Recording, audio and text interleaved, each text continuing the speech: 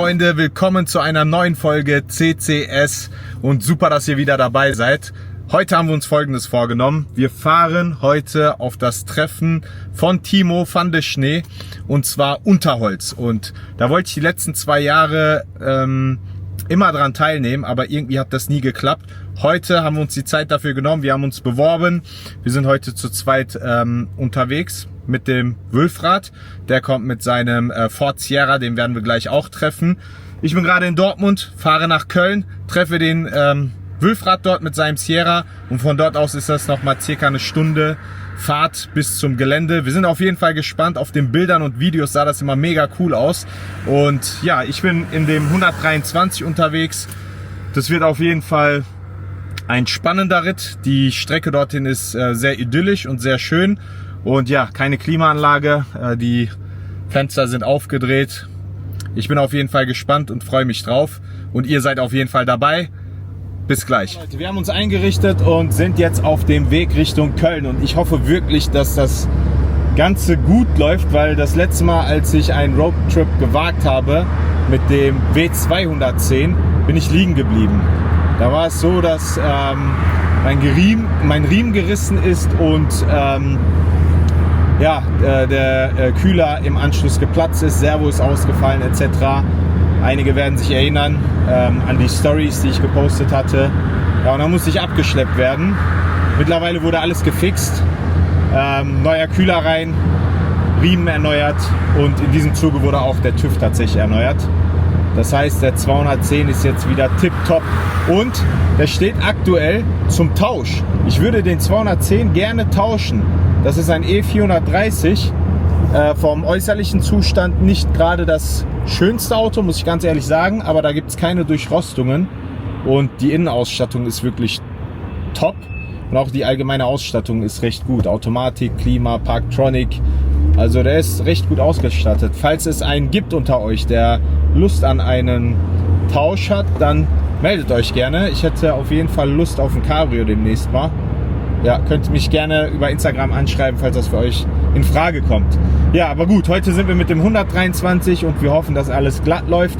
Gestern habe ich das Fahrzeug von dem Aufbereiter Momo abgeholt, Fahrzeugpflege bei Sam.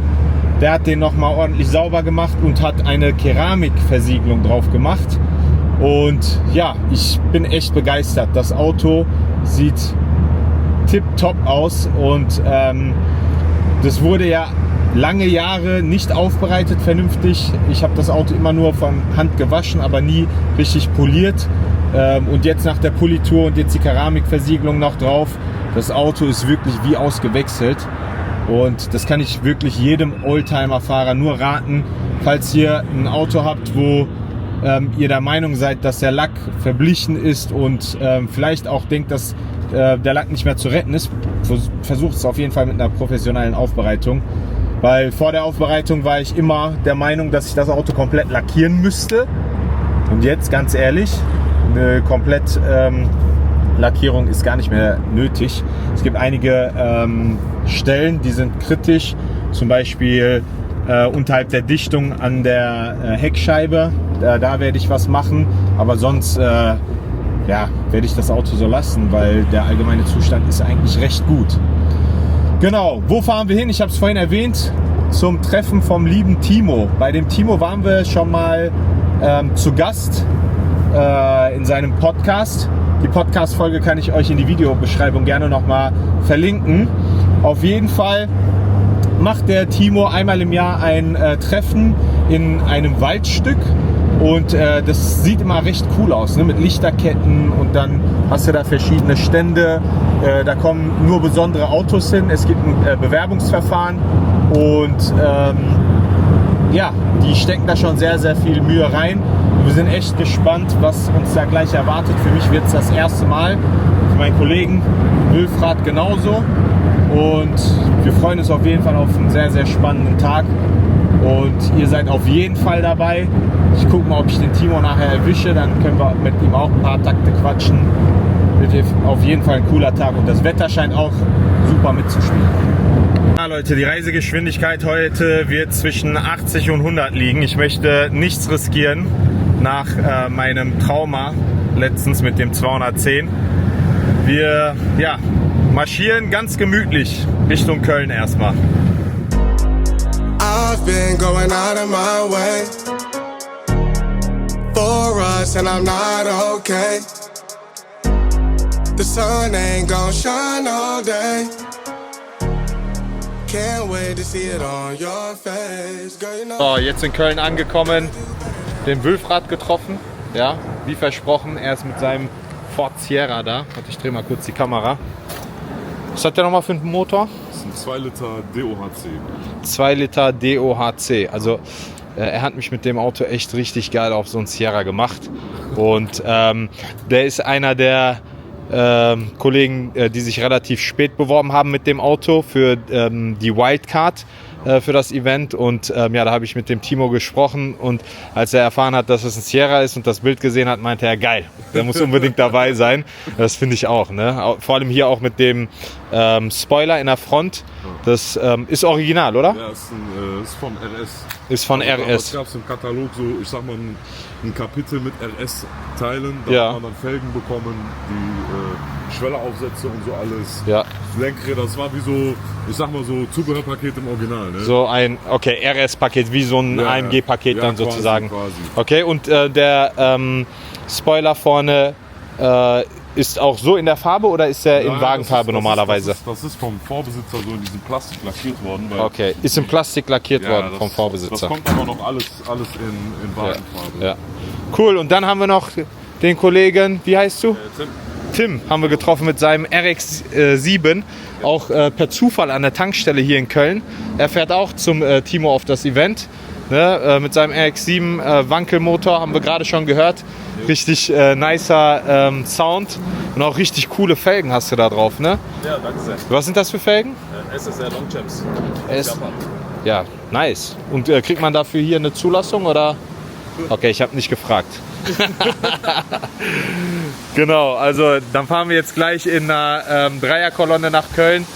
Wir machen hier kurz einen Boxenstopp, kurz unsere Spaßgetränke inhalieren und dann geht's weiter. Every day I've been out praying my baby not hurt. Ay. All of the weather we doing our promises worth it. Ay. Open the curtains, ay. Baby I'm certain. Ay. So Leute, wir sind angekommen und ich muss sagen, sieht schon echt nice aus hier im Wald mit Lichterketten etc. Ich habe vorhin den Timo bei der Einfahrt auch schon gesehen. Der wirkte leicht gestresst. Ich fühle das. Ich kenne das Gefühl echt. Am Veranstaltungstag hat der Veranstalter am wenigsten Spaß eigentlich. Aber ja, wir sind jetzt erstmal reingekommen. Wir haben Goodiebag bekommen. Gucken wir uns gleich auch gemeinsam an. Und ja, jetzt werden wir eingewiesen. Servus. 23er. Ja, danke. Glückwunsch zum Fahrzeug. Folg mir am besten mal, wir Ja. parken dich da hinten ab. Ja. Weil hier ist vorne schon sehr viel Benz. Alles da klar, kommt das sonst machen nicht so wir. gut zur Wäre Geltung. cool, wenn ich mit dem Sierra zusammenstehen Mit könnte. dem Fordi? Genau. Ja, das kriegen Ja? wir hin. Super, Da sag danke. ich ihm Bescheid. Folg mir mal. Jo. So, dann folgen wir dem Kollegen mal. Eine nette Begrüßung. Und die Kollegen haben schon darauf geachtet, dass man hier eine Diversität an Marken hat. Und das siehst du direkt hier bei der Einfahrt schon. Natürlich sind viele Mercedes vertreten. Aber ich sehe auch einen Käfer. Jo. Ich sehe JDM-Fahrzeuge. Und ja, guck mal, hier ist so eine gemütliche Ecke. Ja. Sieht echt cool aus, muss ich sagen. Ich freue mich auf jeden Fall drauf. Sieht echt gemütlich aus, ne? Vor allem. Da ist ein M3. Need for Speed Style. So, jetzt gucken wir mal, wo wir uns hinstellen dürfen. Ich gucke, dass ich meinen Teppich gleich auch auslege. Für die Optik. So, ich melde mich gleich wieder. So, jetzt gucken wir uns gemeinsam mal die Goodiebag an, die wir bekommen haben bei der Einfahrt. Mal einen Sonax-Anhänger. Habe ich übrigens zu Hause auch sehr, sehr viele von. Liebe Grüße an den Christoph von Sonax an dieser Stelle. Und dann, Moment, ich muss mein Funkgerät mal ausmachen. Und dann gibt es hier noch einen Michelin-Poster, sehe ich gerade. Möchte ich jetzt nicht auspacken. Es gibt eine Sonnenbrille. Mal gucken, ob die gebrandet ist. Ja, auch von Sonax. So, kann sich sehen lassen, oder? Und dann soll es hier irgendwo noch eine Quartettkarte geben. Und zwar ist es hier so, jeder bekommt eine Quartettkarte und dann die Quartettkarten gibt es jeweils in zweifacher Ausführung und danach musst du dein Gegenstück sozusagen finden auf der Veranstaltung und wenn du ihn gefunden hast, dann gibt es irgendwie, glaube ich, nochmal ein Goodie. Und ich sehe gerade, ich habe hier ein VW Polo WRC. Was hast du, Wilfrat? Ich bin noch am Schauen. Also wenn wir Glück haben, hat Wilfrat das Gegenstück und dann haben wir das Spiel schon durchgespielt. Auf jeden Fall ganz nice. Hier gibt es noch, was ist das? Das ist eine Weinflasche? Weißwein. Also ich trinke nicht. Ja, der muss in einer Viertelstunde getrunken sein, gell? In einer Viertelstunde. Ja, vor allem lieb nicht, weißt du? Ja. Ja, also ich trinke keinen Wein. Müssen wir gleich gucken. Vielleicht verschenke ich die Flasche gleich jemanden, der da Spaß dran hat. Und dann hier nochmal irgendwas von Michelin, so eine Postkarte, finde ich immer mega cool. Und dann noch so Flyer und Visitenkarten und Duftbäume. Ja, cool auf jeden Fall. Also ich bin immer ein riesen Fan davon, dass wenn man auf ein Treffen geht und Eintritt bezahlt, dass man dann auch so ein Goodiebag bekommt. Bei uns ist das auch so. Also wir bemühen uns wirklich jedes Mal auf jeder Veranstaltung ein Goodiebag rauszugeben, damit die Leute auch was für ihren Eintritt haben, weil wir versuchen ja schon so günstig wie möglich zu sein, aber trotzdem ist das immer so eine coole Sache, ne? wenn die Leute noch was mit an die Hand bekommen. Auf jeden Fall, die Fläche hier bzw. das Gelände ist mega cool und ich habe gesehen, es gibt Gastro, es gibt Couches überall, man kann es sich auf jeden Fall gemütlich machen. Es wird ein echt nicer Tag, so wie es ausschaut. Und hast du dein Quartett schon gefunden, deine Quartettkarte? So, ich drehe mal die Kamera in der Zwischenzeit. Da seht ihr den Sierra vom Wilfrat. Und ja, der heißt wirklich Wilfrat. Und ja, da ist der WTTC von Timo. Der gehört dem Timo, glaube ich, bin ich mir gerade nicht sicher. Ich meine in Erinnerung zu haben, dass seiner weiß war mit Livery. Ja, da finden noch Vorbereitungen statt. Auf dem letzten Drücker noch einen Detailer draufhauen. Und ja, so sieht das Ganze aus. Ne? Da hinten hat man eine gemütliche Ecke mit Couch. Da ist eine Bühne. Ich weiß nicht, ob Timo nachher einen Live-Podcast macht. Würde sich anbieten auf jeden Fall. Und ja, und dann sind es so die Details. Ich versuche mal ranzuzoomen. Hier mit dem VDS-Schild etc. Das passt schon richtig gut zur Kulisse. Und wie gesagt, eine große Markendiversität hier. Ja, auf jeden Fall eine coole Geschichte und wir sind gespannt und freuen uns auf den Tag. Jetzt weiß ich nicht. Wilfrat, hast du deine Karte gefunden? Ach, wie geht's? Alles gut? Womit bist du denn hier? Firmenfahrzeug. Und, was hast du?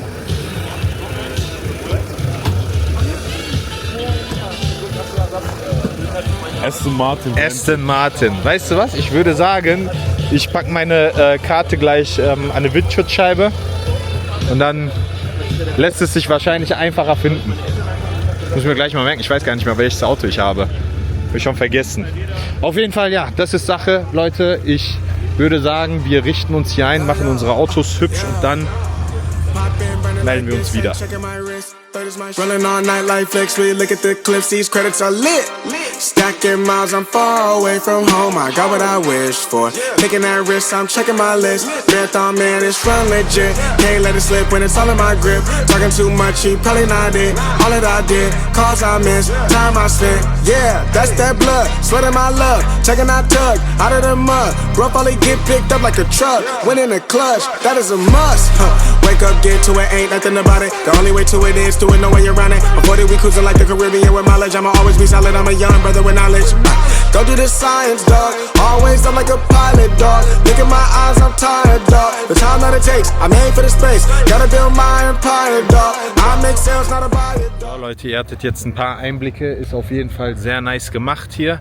Und jetzt sind wir gerade im Basecamp. Ich dachte, das heißt hier nur so, aber es gibt tatsächlich Leute, die reisen hier einen Tag vorher an und schlagen ihre Autozelte auf.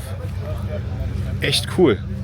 Da wollten wir jetzt mal auf den Parkplatz, da haben wir noch das ein oder andere Schmuckstück gesehen, aber das scheint ein ganz normaler Besucherparkplatz zu sein, ne? Wahrscheinlich die Leute. Schöne Dinger dabei. Ja, können wir gerne mal rüberlaufen.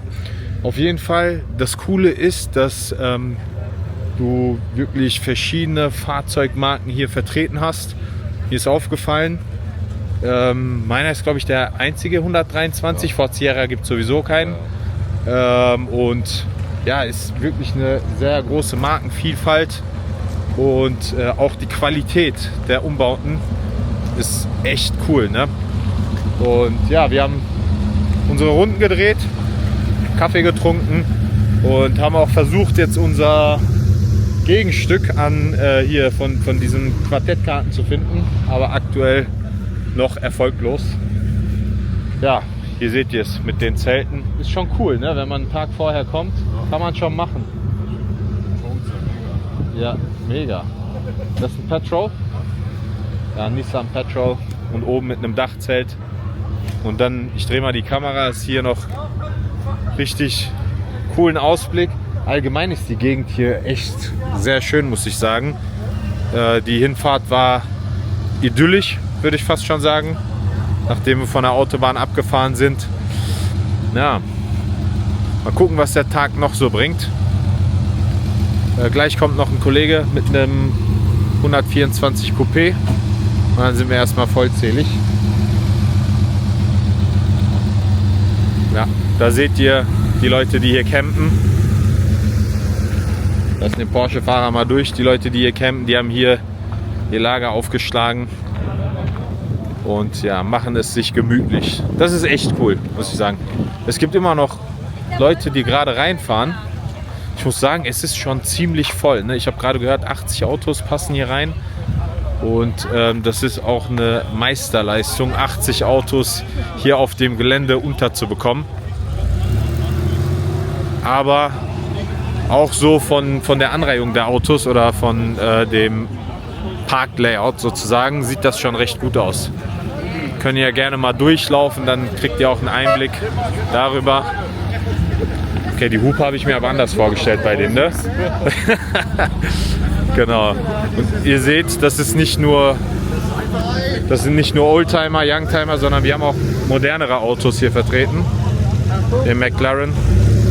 Wir lassen ihn mal kurz durch. Und ihr seht, es ist schon ziemlich eng hier. Aber das ist halt das Coole, ne?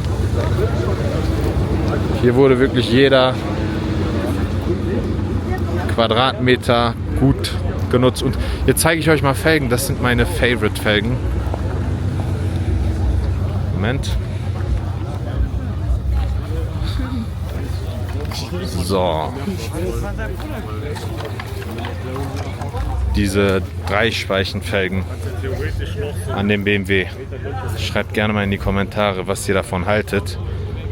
Also ich finde die mega sexy. Das ist für mich das Nonplusultra. Ja. Jetzt ist die Fläche so vollgepackt. Ich glaube, ohne weiteres kommt man hier sowieso nicht raus, ne? Ja, und ihr seht, hier gibt es überall so Chiller-Ecken. Überall sind irgendwo Sessel, sogar ganze Couches, Stühle. Also da hat man sich wirklich Gedanken gemacht und hat dafür gesorgt, dass hier wirklich sehr gemütlich ist. Auch mit den Lichterketten, das macht schon was her. Und Sierra siehst du auch nicht mehr oft auf der Straße, ne? Das Auto ist schon eine Seltenheit, würde ich fast behaupten. Ja, viele wissen gar nicht, dass das Import ist. Die sagen dann, das ist ein Opel oder... Ja. Die haben halt gar keinen Bezug mehr dazu, die Leute leider. Ja, ja. Was ist das nochmal für ein Baujahr? Der ist von 91. Von 91. Ja. Ja. 91 war es wahrscheinlich der größte Macker mit dem Fahrzeug. Ja, ich muss sagen, der ist schon krass, der Wagen. Ne? Ja, macht auch Spaß, ne? Ja, mega. Also wenn man jetzt so vom technischen Aspekt spricht, dann ist er auf jeden Fall sehr fortgeschritten, der Wagen. Ja. Ja. Also du musst mal überlegen, 91 hast du einen 190er bekommen. Mhm. Der hat hier McPherson viel dabei, ne? Der hat elektrische Einspritzanlage, das ist kein KG-Tronic. Ja. Der hat eine beheizte Windschutzscheibe serienmäßig. Mega. Das hat sie damals nicht bei jedem Auto, ne? Da hast du mehr für dein Geld bekommen auf jeden Fall, ne? Auf jeden Fall, das auf jeden Und wie viel PS haben die? Der hat jetzt 120, glaube ich, 120, Serie? 122 Serie, ja. Ja klar, der hat jetzt eine Abgasanlage drunter, vielleicht dadurch so ein bisschen mehr. Ich weiß nicht, auf dem Prüfstand oder so. Du hast auch noch so einen Turbopilz. Achso, ja. Hast du den noch drin, Nein, oder? nein, den habe ich rausgemacht. Der war viel zu laut damit. Ja, war zu laut. Aber war schon geil. Also, war mega. Der Sound war schon mega. Hat Spaß gemacht, aber so kannst du nicht mitfahren, leider. Ja. Und dann da hinten haben wir einen Azzurro entdeckt. Ich weiß gar nicht, sieht man den? Ja. Die Azzurros sind auch mega, ne? Mit einer Lederausstattung schön. Mit der bunten Lederausstattung. Ist auch eine Seltenheit. Hier ein R32 VW. Sind schon echt nice Autos vertreten, muss ich sagen. Ja, immer wieder ein E36 habe ich jetzt schon öfter gesehen. Hier hast du ein M3 E30. Oh, jetzt laufe ich gerade ins Bild. Sorry. Ja. Ja, ist schon nice. Also, wie gesagt, so die Autos wurden auch recht gut geparkt. Ich liebäugle hier mit so einem. Nennt man die auch schon Bambino? Ja, ne? Hat man die auch schon Bambino? Bambinos, ja. Keine Bambinos, Das ne? ist Polski Fiat. Das ist das 131? 126. 126. Ja, da kenne ich mich nicht so gut aus, aber die finde ich mega und ich habe dem Wülfrat gerade auch gesagt, ich habe auf Kleinanzeigen mal einen angeschrieben, der bietet seinen zum Tausch an. Bin einfach mal gefragt, ob er Lust hätte, mit meinem B210 zu tauschen. Ich glaube, das wäre ein fairer Tausch. Hier auch ein E46 M3. Ist auch ein Jugendtraum, ne, das Auto. Ja. Genau. So sieht das Ganze aus. Wir holen uns mal ein paar Spaßgetränke und dann machen wir hier weiter. So Leute, für uns geht es jetzt zurück. Es war auf jeden Fall ein super Treffen. Hut ab an Timo und Team für das, was sie auf die Beine gestellt haben. War ein sehr interessantes und cooles Konzept, vor allem mit den Couches und Sofas überall in jeder Ecke, dem Quartettspiel. Ich habe tatsächlich meinen Gegenspieler mit der gleichen Quartettkarte habe ich gefunden und dann gab es ein Freigetränk und ein Stickerpack geschenkt. Auf jeden Fall eine ganz coole Sache. Bisschen schade, dass wir etwas früher los müssen. Ich glaube, die Location wirkt, wenn es dunkel ist, mit den Lichterketten noch mal komplett anders. Falls es ein nächstes Mal geben sollte, nächstes Jahr, sind wir auf jeden Fall dabei und bleiben diesmal dann auch länger. Aber ja, der Pfanne-Schnee, der Timo meinte ja, dass das letzte Mal gewesen sein soll. Aber das meinte er auch letztes Jahr. Und dann hoffen wir mal, dass er sich es nochmal anders überlegt. Ja, für uns geht es jetzt 160 Kilometer circa zurück nach Dortmund. 1 Stunde 50 Minuten. Der 123 hat das heute auch recht gut mitgemacht, muss ich sagen. Toi, toi, toi. Und ja, ich hoffe, euch hat das Video gefallen. Wenn dem so ist, lasst gerne ein Like da und abonniert unbedingt den Kanal. Uns fehlen wirklich nur noch wenige Abonnenten bis zu den 1000 und die wollen wir unbedingt erreichen. Also ordentlich auf Abonnieren klicken. Ja, dann bis zum nächsten Mal, Leute. Vielen Dank, dass ihr diesmal auch wieder dabei wart. Bis dann.